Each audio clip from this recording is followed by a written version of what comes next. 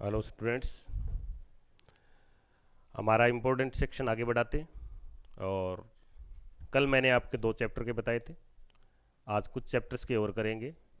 मैं आपकी थोड़ी सी हेल्प कर रहा हूँ कि एग्ज़ाम के दौरान किसी प्रकार का एग्ज़ाम फोबिया नहीं हो आपके।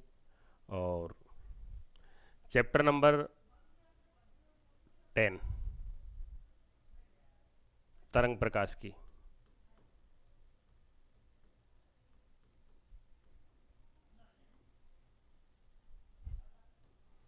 Wave optics.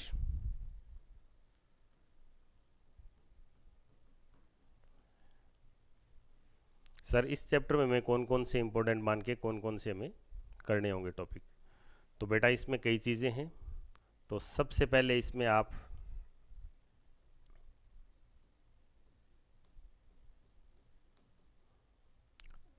तरंगागर को पढ़ें। तरंगागर का क्या क्या पढ़ना है? तरंगागर का आपको एक तो पढ़नी है इसकी परिभाषा, भी तरंगागर किसे कहते हैं। और सेकंड आपको पढ़ना है तरंगागर के प्रकार। ये आने वाली चीज़ें हैं। तरंगागर की परिभाषा, मध्य में खींचा गया वो पृष्ठ जिस पर उपस्थित सभी कण समान कला में कंपन करने वाले हों, तरंगागर कहलाता है। या समान कला वाले बिंदुओं का जो बिंदुपथ होता है उसे हम तरंगागर कहते हैं। प्रकार कितने प्रकार का होता है? तो प्रकाश स्रोत के आधार पर ये 3 प्रकार का होता है। गोलीय तरंगागर, बेलनाकार तरंगागर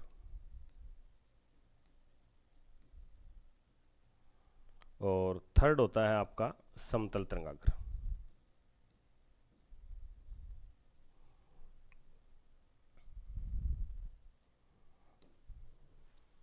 यानी फर्स्ट टॉपिक आपको इंग्लिश में बात करूं तो वेव फ्रंट है ये।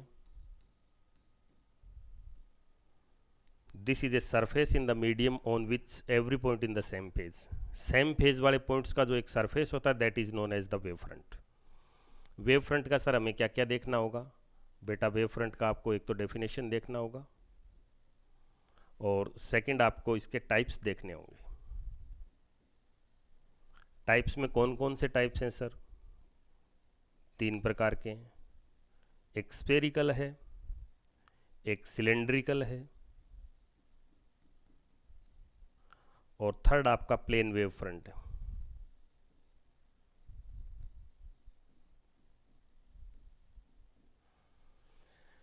स्फेरिकल वेव फ्रंट कब होता है?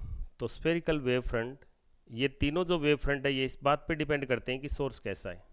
अगर एक सोर्स पॉइंटेड है, pointed light source produce spherical wave front. अगर सिलिंड्रिकल वेव फ्रंट आ रहा है तो इसके लिए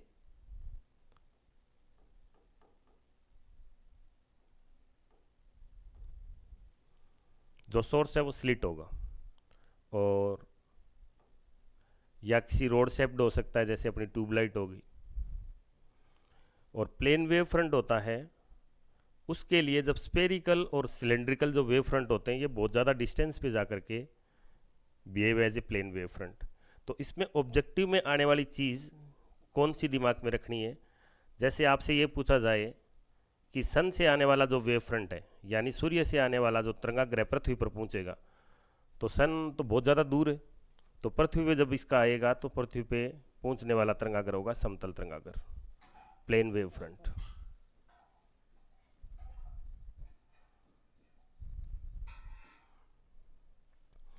तो फर्स्ट टॉपिक तो आपको काउंटर करना है तरंगाग्र को। तरंगाग्र की डेफिनेशन करें, तरंगाग्र के प्रकार करें। डेफिनेशन हो ही जाएगी और प्रकार 3 है, तीनों के लिए स्पेशल कंडीशन याद रखें। इसके लिए स्रोत होगा बिंदुवत, इसके लिए होगा छड़ या बेलनाकार, छड़ या फिर स्लिट हो जाएगा, रेखिक रेखिक होगा।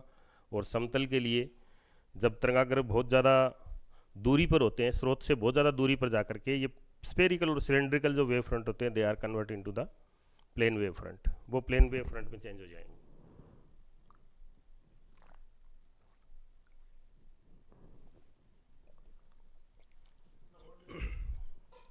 नहीं बस हो गया। सेकंड आपको टॉपिक कौन सा करना है? देखो ये क्वेश्चन जब भी आता है तो 1/2 या 2 मार्क्स का आता है। आपके इसके लगता है हाइगेन का प्रिंसिपल।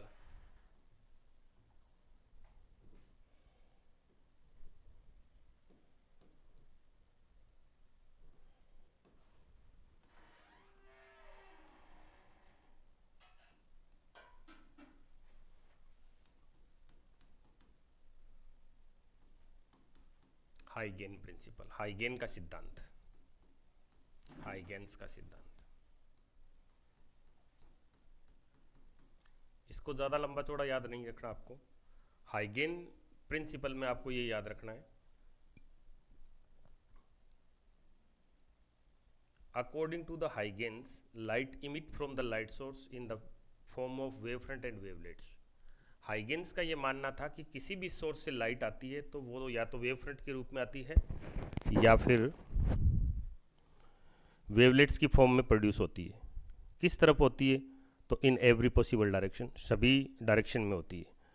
और वेव फ्रंट का जो हर पॉइंट होता है, every point of the wave front behave as new light source. ये एक नए लाइट सोर्स की तरह काम करेगा और it is produce secondary wavelets. ये सेकेंडरी वेवलेट्स देगा। जैसे मैंने ये वाइट वाला तो लिया है वेव फ्रंट यानी तरंगाग्र है, इसका पॉइंट 1, 2, 3 और 4, ये सारे पॉइंट्स जो हैं एक न्यू लाइट सोर्स की तरह काम कर रहे हैं। इनके हम दो टेंजेंट ड्रॉ कर सकते हैं, एक तो सामने का कर सकते हैं और एक पीछे का कर सकते हैं। ये तो एक फॉरवर्ड हो गया और एक हम बैकवर्ड ड्रॉ कर सकते हैं। हाइगेन्स ने इस आगे वाले को सेकेंडरी वेव फ्रंट का, इसको नहीं कहा, क्योंकि हाइगेन्स का मानना था कि ये सेकेंडरी जो वेवलेट्स चलती हैं, इन सेकेंडरी वेवलेट का एम्पलीट्यूड आगे की डायरेक्शन में मैक्सिमम होता है और बैकवर्ड डायरेक्शन में 0 होता है। तो इसलिए इसकी इंटेंसिटी 0 हो जाएगी और इसकी इंटेंसिटी ज़्यादा होगी। तो जो सामने वाला है it is known as secondary wave front, ये द्वितीयक तरंगाग्र। तो इसमें लिखने वाली चीज़ें बेटा कौन कौन सी है? हाइगेन के हिसाब से किसी भी प्रकाश स्रोत से प्रकाश जब उत्पन्न होता है तो ये होता है तरंगिकाओं या तरंगाग्र के रूप में। और तरंगाग्र का जो प्रत्येक बिंदु होता है ये नए प्रकाश स्रोत की भांति व्यवहार करता है और सेकेंडरी वेवलेट्स देता है यानी द्वितीयक तरंगिकाएं देता है। तो इससे हम एक अग्र स्पर्शरेखीय पृष्ठ खींच सकते हैं, एक खींच सकते हैं स्पर्शरेखीय पृष्ठ। हाइगेन्स का ये मानना था कि आयाम द्वितीयक तरंगिकाओं का आगे ज़्यादा होता है और पीछे 0 होता है, तो पीछे वाले की इंटेंसिटी 0 हो जाएगी। तो अगला जो तरंगाग्र है that is known as secondary wave front, उसे हम द्वितीयक तरंगाग्र कहेंगे। हाइगेन के सिद्धांत में इतना याद रखने के बाद एक छोटा ऑब्जेक्टिव क्वेश्चन है वो याद रखना है।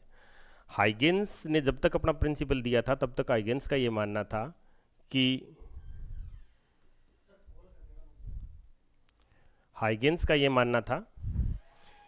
क्योंकि हाइगेन्स ने अपना सिद्धांत दिया था तब तक यांत्रिक तरंगों की खोज हुई थी, mechanical wave, only mechanical wave are in knowledge. और मैकेनिकल वेव को ट्रांसफर होने के लिए मीडियम का रिक्वायरमेंट होता है, for the propagation of mechanical wave requirement of any medium. तो हाइगेन्स ने भी ये मान लिया कि लाइट जो है वो तरंग प्रकृति का है, तो लाइट है वो तरंग प्रकृति का है, तो तरंगों को चलने के लिए माध्यम की आवश्यकता होती है, मीडियम का रिक्वायरमेंट होता है। तो हाइगेन्स ने भी ये मान लिया था कि प्रकाश को चलने के लिए एक मीडियम की आवश्यकता है, तो इस मीडियम को इन्होंने नाम दिया ईथर। ये चीज़ पूछी जाने वाली है, ये काल्पनिक माध्यम है, ऐसा रियलिटी में कोई नहीं होता। और हाइगेन्स का मानना था, हाइगेन्स ने कौन सा काल्पनिक माध्यम माना? That you say that ether. हाइगेन के सिद्धांत का, जैसे सीधा डायरेक्टली आपसे ये पूछ लिया जाए कि हाइगेन का सिद्धांत क्या है, इसके अलावा हाइगेन के सिद्धांत के ऊपर 2 क्वेश्चन और आते हैं। इन दोनों में से कोई सा एक क्वेश्चन आपको शायद मिल सकता है पेपर में। हाइगेन के सिद्धांत से परावर्तन की व्याख्या कीजिए और हाइगेन के सिद्धांत से अपवर्तन की व्याख्या कीजिए। ये दोनों टॉपिक आप नोट कर लें। By the theory of Huygens explain reflection और एक्सप्लेन रिफ्रैक्शन।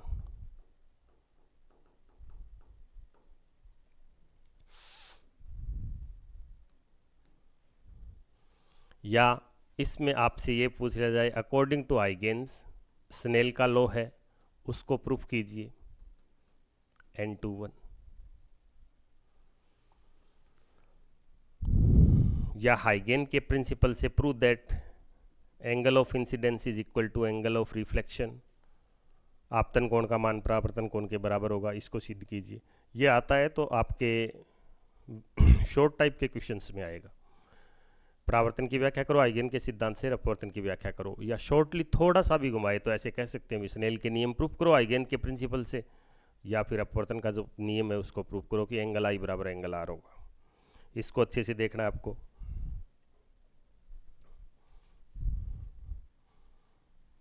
इसके बाद आपके 4 क्वेश्चन ये हैं छोटे छोटे।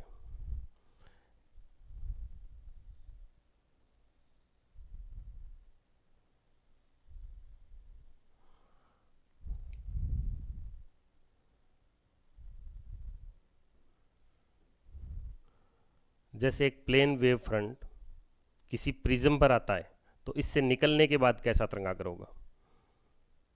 अगर प्लेन वेव फ्रंट इस पे इंसिडेंट हुआ तो इससे जो बाहर निकलेगा इमर्जिंग आउट जो वेव फ्रंट होगा उसकी शेप कैसी होगी। या एक कॉन्वेक्स लेंस है, उत्तल लेंस है, उत्तल लेंस के ऊपर यदि एक समतल तरंगाग्र आता है तो कैसा होगा। और ये एक मिरर बनाया है मैंने, अवतल दर्पण है ये, कनकव मिरर, इसके ऊपर यदि प्लेन जाए तो कैसा होगा। आप डायरेक्टली याद रखो तो डायरेक्टली ऐसे याद रख लो कि इस पर जाएगा तो ये लाइन एक टेढ़ी है तो ये भी टेढ़ा हो जाएगा।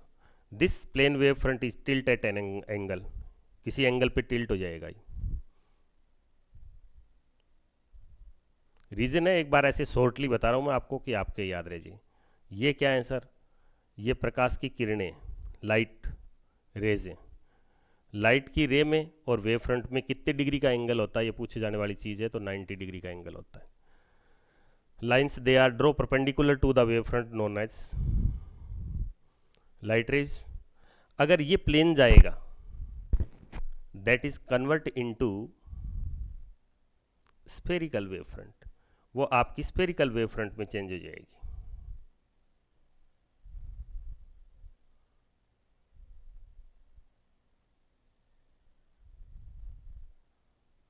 बड़ा इजी है याद रखना इसको। जैसे ये टेढ़ी थी तो ये भी टेढ़ा हो गया, ये इसका ऐसे शेप है तो ये शेप ऐसे कैसे हो जाएगा। Plane wave front convert into spherical wave front and plane wave front is tilt at an angle, और ये ऐसा जाएगा तो इट इज़ लाइक दैट, ये भी ऐसा का ऐसा ही कर देगा इसको, ये भी प्लेन में कन्वर्ट हो जाएगा। 3 ये तो अंदर डायग्राम बने हुए वो हैं। और एक पीछे क्वेश्चन है कि एक एक्सरसाइज में ये आपका कॉन्वेक्स लेंस है, अगर कॉन्वेक्स लेंस है इसके फोकस के ऊपर, फोकल पॉइंट के ऊपर यदि एक पॉइंटेड लाइट सोर्स रखा हुआ है तो इससे बाहर निकलने वाला जो तरंगाग्र होगा वो कैसा होगा। तो आप इसके लिए ऐसे करें कि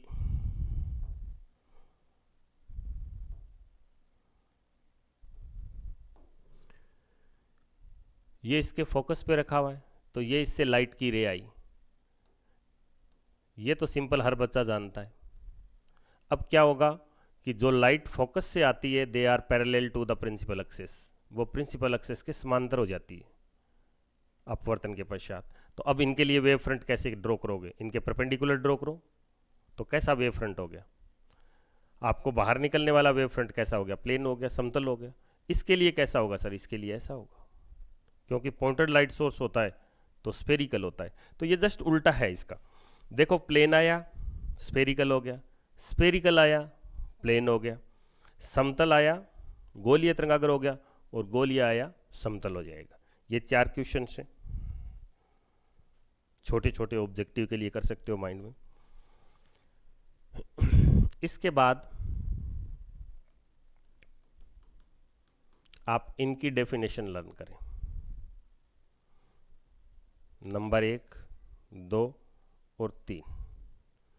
मैं आपको एक इस चैप्टर का प्रॉपर आइडिया दे रहा हूँ, जिससे एग्ज़ाम के लिए इसका फोबिया नहीं रहे कि मैं कुछ नहीं कर पाऊँगा इसमें। क्यों नहीं कर पाएंगे भाई, आप इन टॉपिकों को याद करके जाएं तो बिल्कुल कर पाएंगे आप। तो डेफिनेशंस में कौन कौन सी परिभाषाएं, कौन कौन सी याद करनी है आपको। तो परिभाषाओं में आपको फर्स्ट आपको लर्न करना है व्यतिकरण किसे कहते हैं, और व्यतिकरण कितने प्रकार का होता है।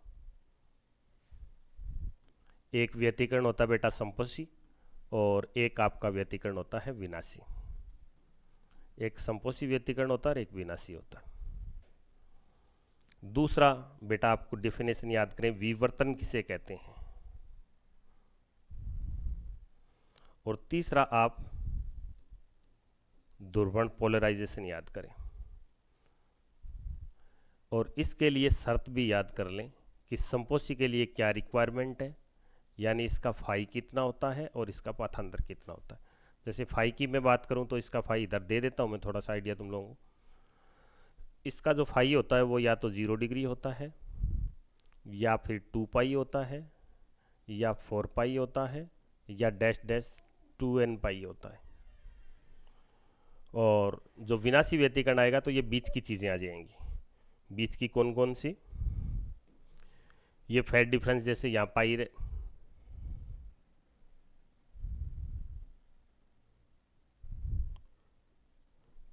पार्ट डिफरेंस पूछा गया, पथांतर कितना होगा, तो आप याद रखें कि 1 लैम्बडा 2 पाई के बराबर होता है।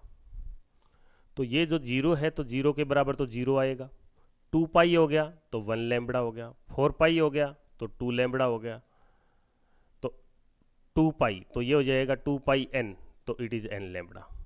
लैम्बडा का पूर्ण गुणज और ये है पाई का समगुणज। विनाशी के लिए जस्ट बीच की चीज़ें आ जाएगी। यहाँ क्या है बीच में दोनों में, पाई, इन दोनों के बीच में 3 पाई, फिर 5 पाई। देखो ये नंबर चल रहे हैं विषम numbers, odd number, odd multiple of pi, 1 3 5 dash dash 2n plus minus 1 into pi. अगर लैम्बडा चाहिए आपको, लैम्बडा में कन्वर्ट करना है तो पार्ट डिफरेंस देखना, पथांतर देखना है, तो इसका आ जाएगा लैम्बडा बाई 2, पाई की जगह लैम्बडा बाई 2, 3 लैम्बडा बाई 2, पाई की जगह lambda by 2, 5 lambda by 2, it is 2n positive negative 1।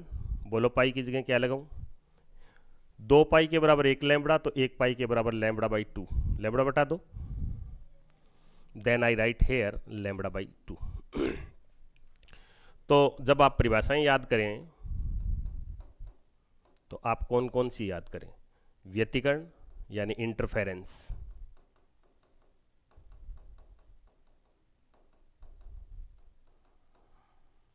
Diffraction,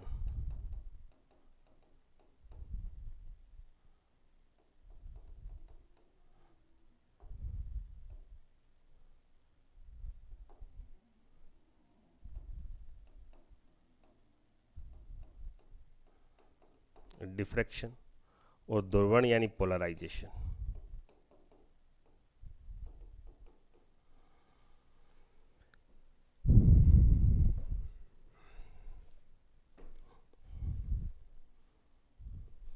इसके बाद एक इम्पोर्टेंट चीज़ रहती है इसकी, ये लो, मेलस का नियम। ज़्यादा लंबा चौड़ा नहीं याद कर पाएँ तो आप इतना तो ज़रूर याद रखें,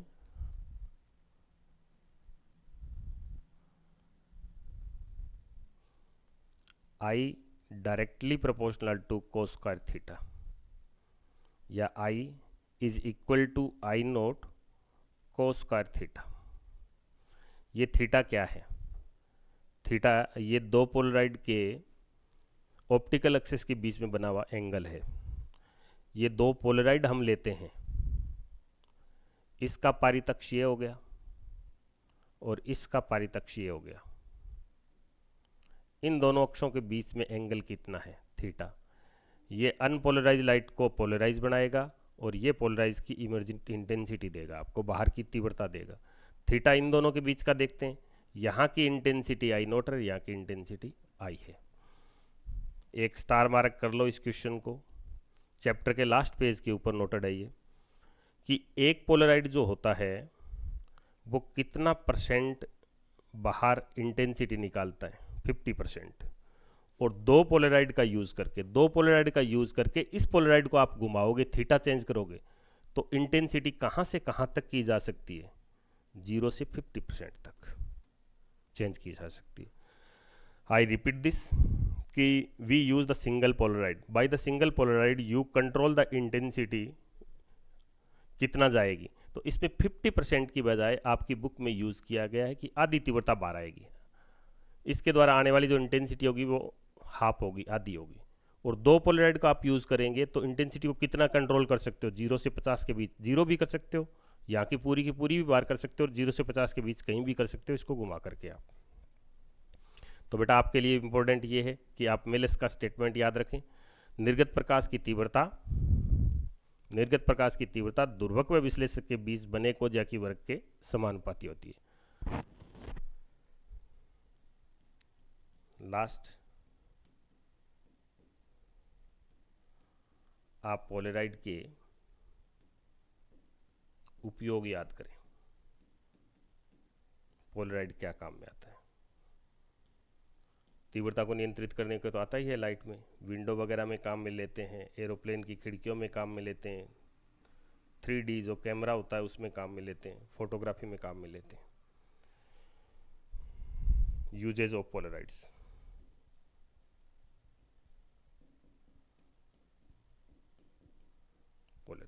पोलराइड के यूज याद करने आप। पोलराइड किस सिद्धांत पे काम करता है? तो पोलराइड द्विवर्णकता के सिद्धांत पे काम करता है।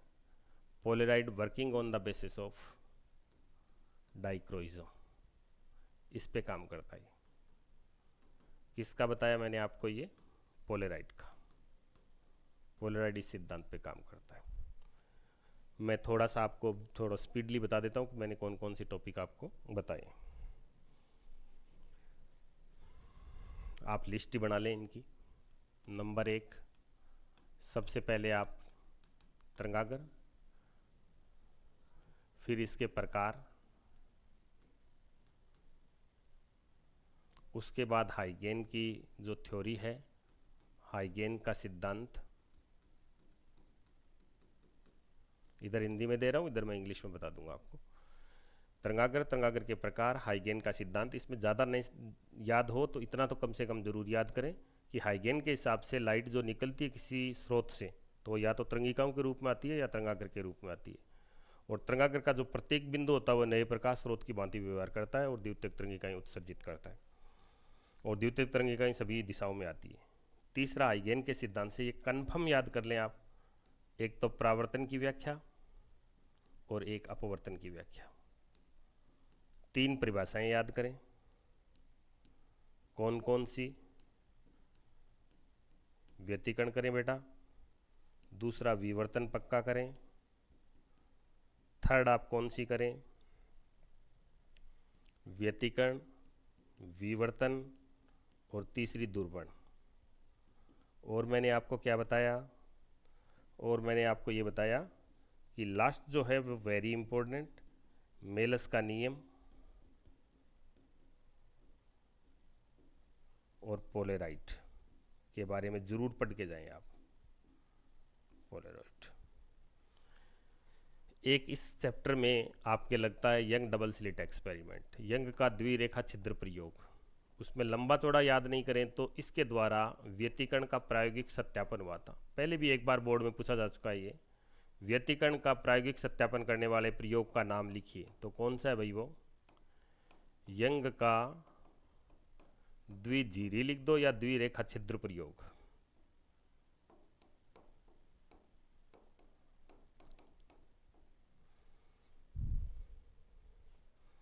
इधर मैं आपको इंग्लिश में बता देता हूँ, इसको नोट कर लें आप, वरना स्क्रीनशॉट ले लें इसका।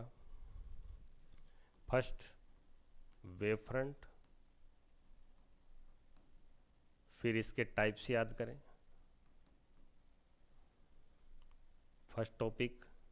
सेकंड आप हाइगेन्स की थ्योरी यानी हाइगेन्स का प्रिंसिपल।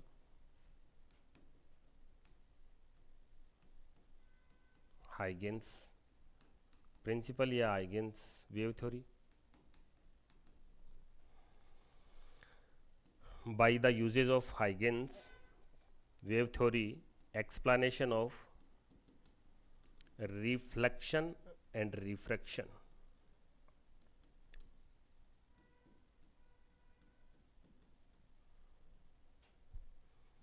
नंबर 4, आप इनकी मैथमेटिकल एनालिसिस आप पूरा नहीं याद कर पाते हैं तो आप इनकी कम से कम डेफिनेशन बेटा पक्का देख के जाएं। किस किस की सर? भैया इंटरफेरेंस की, डिफ्रैक्शन की और पोलराइजेशन की।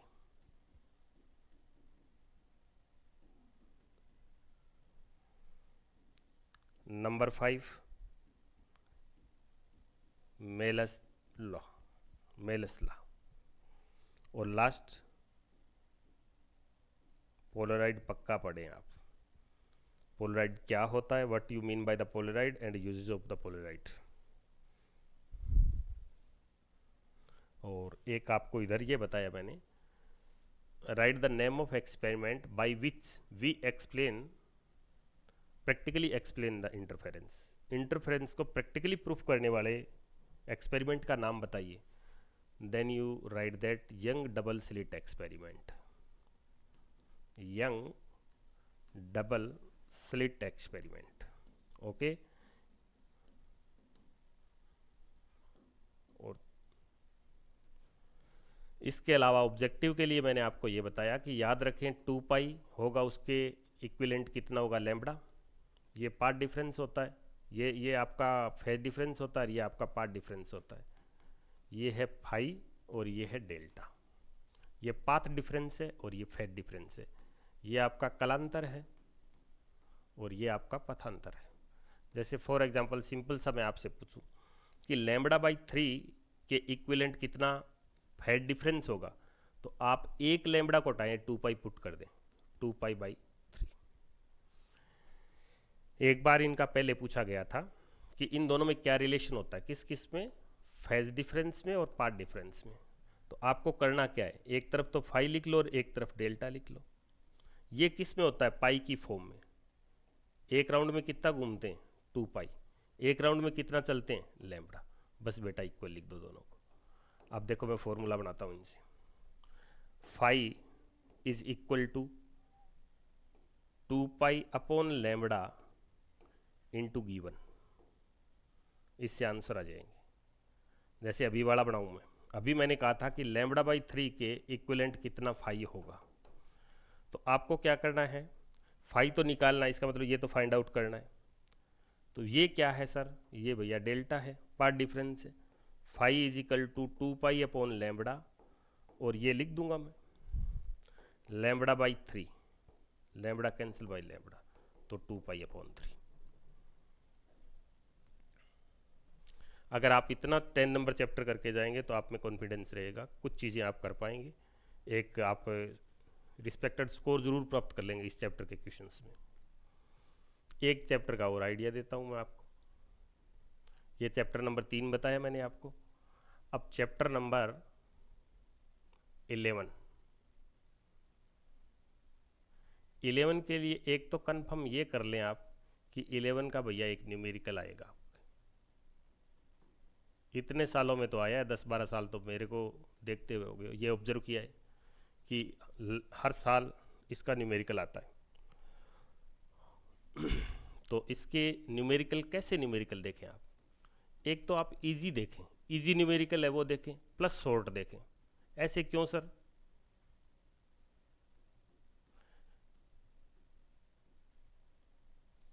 एकदम सरल और छोटा न्यूमेरिकल क्यों देखना है बेटा? बोर्ड को 3.25 घंटे में, अप्रोक्सीमेट 3 घंटे में आपसे बहुत सारे क्वेश्चंस और बहुत सारे चैप्टरों के बारे में पूछना होता है।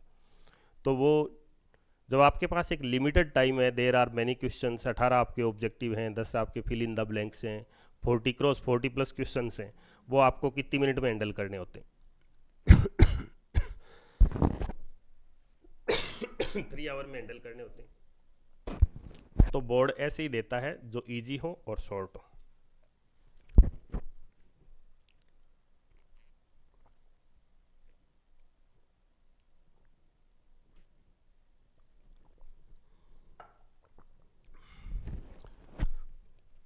एक तो इसकी न्यूमेरिकल कर लें। न्यूमेरिकलों के लिए ज़रूरी है कि आप PYQ के ही न्यूमेरिकल देख लें, तो आपको आइडिया हो जाएगा कि किस लेवल के न्यूमेरिकल आते हैं, न्यूमेरिकल फॉर्मूला बेस आते हैं। कईयों के ये रहता है कि सर न्यूमेरिकल तो मेरे लिए तो बने ही नहीं है सर। कोई बात नहीं बेटा, आपके लिए न्यूमेरिकल नहीं बने, तो आप फिर किन चीज़ों को याद करें इसमें से। सबसे पहले इस चैप्टर में आप जो इस चैप्टर का हार्ट है, heart of this chapter,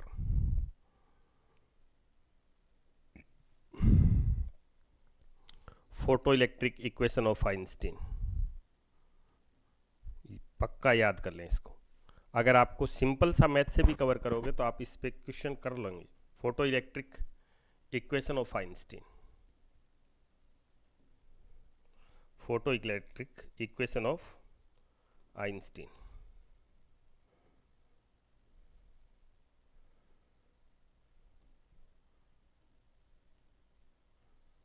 equation of Einstein, Einstein का प्रकाश विद्युत समीकरण।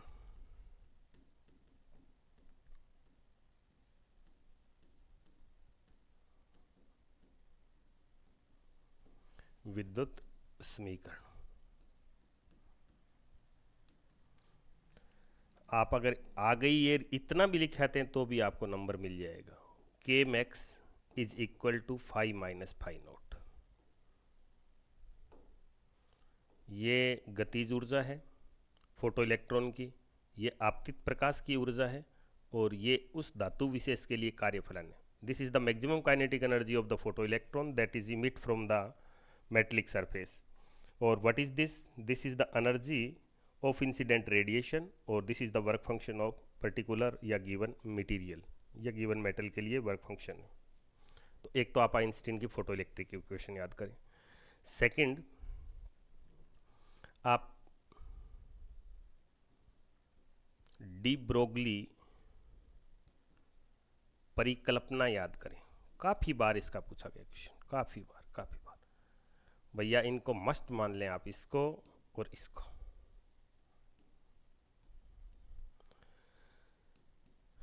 De Broglie hypothesis. अगर आप मैथमेटिकली भी इसको लैम्बडा बराबर h/p याद रखते हैं तो भी पर्याप्त है। Every particle in the moving condition it's associated a wave, this wave is known as de Broglie wave. कोई भी कण होता है वो गतिशील अवस्था में एक उसके पास तरंग दैर्ध्य होता है, उसे डी ब्रोगली तरंग दैर्ध्य कहते हैं। इसको लिखा जाता है लैम्बडा बराबर h/p।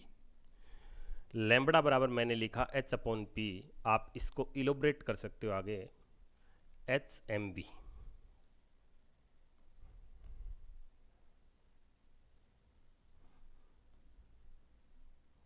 टॉपिक नंबर 3, आप इनकी डेफिनेशन करें जो बता रहा हूं उनकी।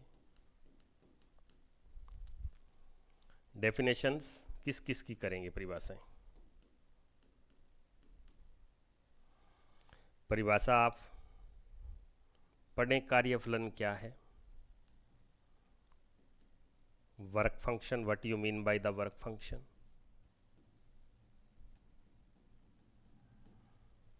वर्क फंक्शन क्या है, इसका फॉर्मूला क्या है, phi naught is equal to H nu naught. दूसरी डेफिनेशन आपको याद करनी है, what you mean by the threshold frequency, दहलीय आवृत्ति क्या है,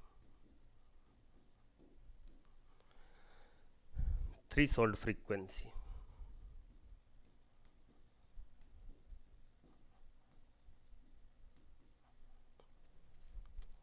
तीन नंबर, आप निरोधी विभव,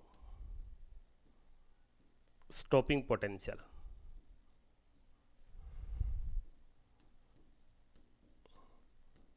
स्टॉपिंग पोटेंशियल,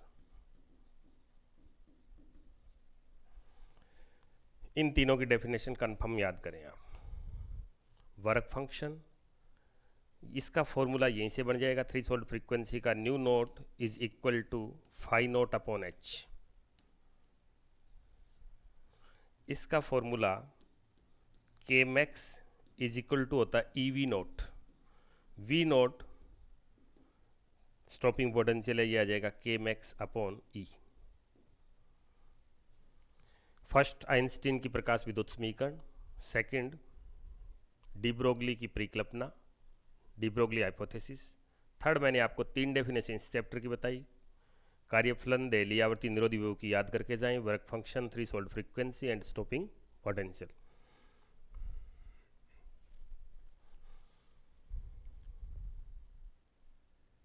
बेटा इसमें ग्राफ है, इस चैप्टर के 4 ग्राफ हैं। बच्चा बड़ा कंफ्यूज होता है उन ग्राफों में, तो उसके लिए एक शॉर्ट ट्रिक है, आप उन दोनों को याद रख लें। I directly proportional to I और V नॉट प्रोपोर्शनल टू, ये V जैसा ही है न्यू। सिंपल सा एक बार ऐसे रफली याद रख लें कि I पे डिपेंड करता है और V पे डिपेंड करता है। ये हैं क्या चीज़ें? ये है प्रकाश विद्युत धारा, ये है आपतित प्रकाश की तीव्रता।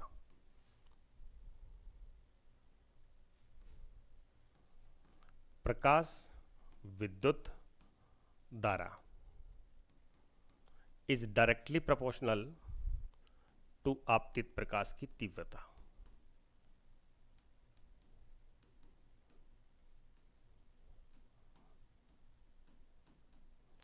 Photo electric current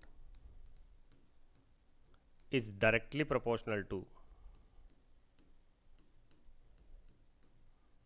intensity of incident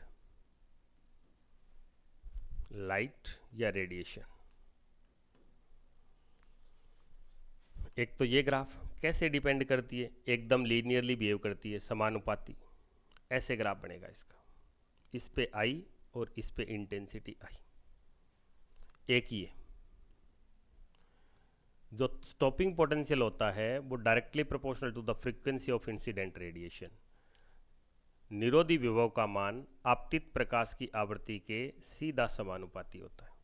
इसकी लास्ट में जाकर के इक्वेशन आती है, तो उससे ये याद रख लें, ये ग्राफ दिया हुआ आपकी बुक में, कि अगर मैंने इस पे लिया स्टॉपिंग पोटेंशियल और इस पे लिया आवृत्ति, तो ग्राफ कैसा बनेगा? ग्राफ ऐसा बनेगा। 2 मेटल के लिए बनाऊं, ये बना दिया,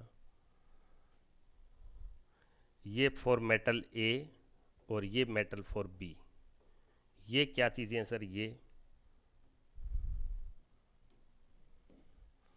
ये और ये जो मैंने ग्रीन शो किया है,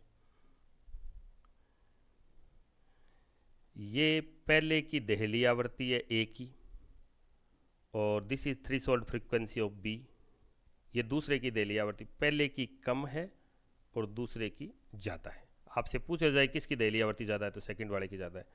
और दहलीय आवृत्ति के ऊपर स्टॉपिंग पोटेंशियल कितना होता है, तो इस लाइन के अलोंग y का कोऑर्डिनेट कितना है, तो y का कोऑर्डिनेट कितना है? 0।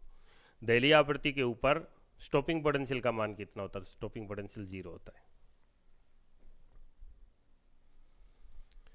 बेटा 2 ग्राफ ये हैं,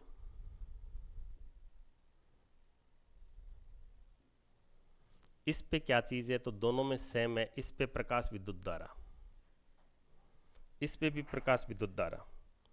इस पे आपको लेना है वोल्टेज और वोल्टेज। ये किसका वोल्टेज है?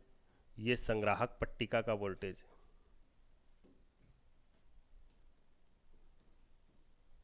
ये भी संग्राहक पट्टिका का वोल्टेज है।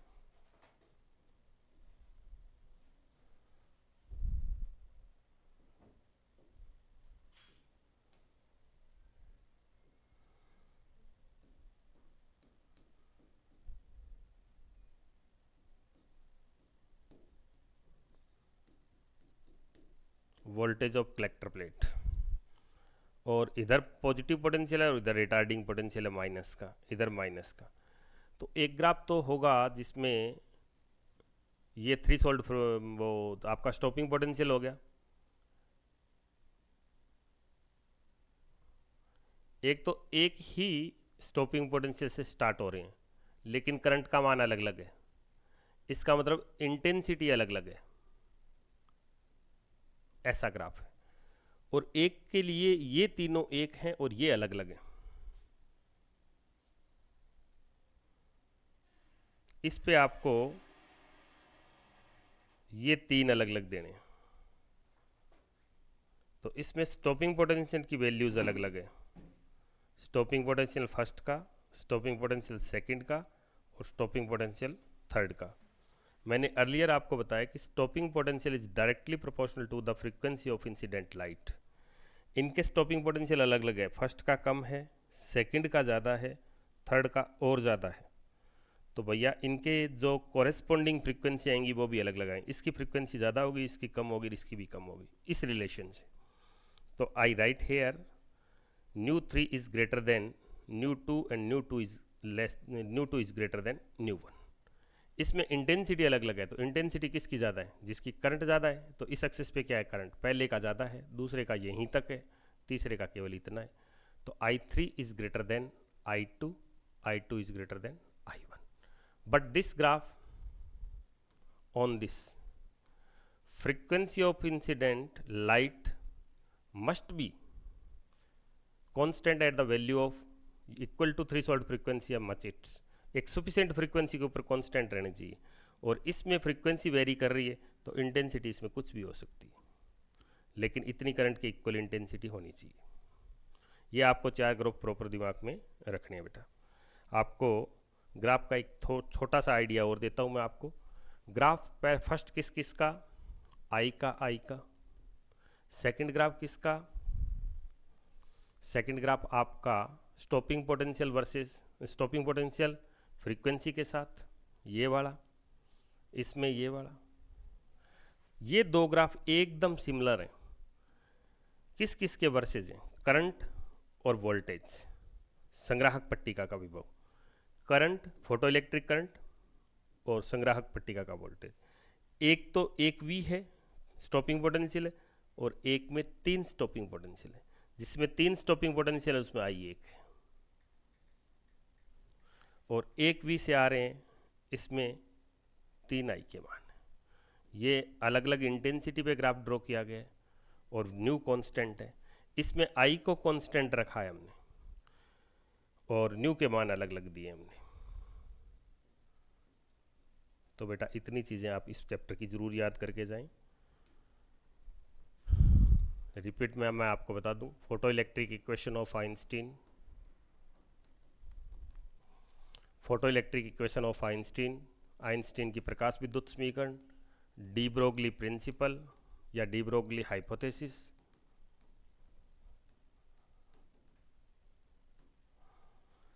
तीन नंबर आप डेफिनेशंस, डेफिनेशन किस किस की? वर्क फंक्शन कार्यफलन की। सेकंड आपको थ्रेशोल्ड फ्रीक्वेंसी की।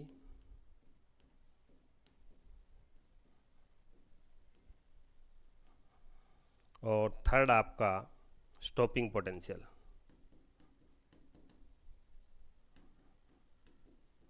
बेटा मैंने चार आपको ग्राफ बताए, वो चारों के चारों आप ग्राफ देख करके जाएं। चारों ग्राफ, ये आपका प्रकाश विद्युत समीकरण हो गया आइंस्टीन का, आइंस्टीन का प्रकाश विद्युत समीकरण। ये डी ब्रोगली परिकल्पना होगी, डी ब्रोगली परिकल्पना। और ये आपका कार्यफलन का परिभाषा, और ये आपका दहली आवृत्ति, और ये आपका निरोधी विभव। और बेटा चार ग्राफ बताए मैंने आपको। ये चारों ग्राफ आई का आई के साथ, करंट का इंटेंसिटी के साथ, दूसरा स्टॉपिंग पोटेंशियल का फ्रीक्वेंसी के साथ। ये दोनों लीनियरली हैं, ये ओरिजिन से स्टार्ट हो जाएगा, ये ओरिजिन से स्टार्ट नहीं हो। दो ग्राफ एकदम सेम टू सेम D2 हैं। इसमें आई वोल्टेज ऑफ कलेक्टर प्लेट। ये दो चैप्टरों का मैंने आपको आइडिया दिया, chapter number 10 and chapter number 11। इतना याद करके जाएंगे तो आप में कॉन्फिडेंस रहेगा, एक रिस्पेक्टेड स्कोर आप प्राप्त कर सकेंगे। लेकिन ये कंफर्म माने कि 11 नंबर चैप्टर का न्यूमेरिकल आता है। अब तक सालों में इसका न्यूमेरिकल आया है। ओके बेटा, आज मैं आपको 2 चैप्टर के बताए, कल हो सकता है मैं आपको 3 के बता दूँ। Okay, best of luck.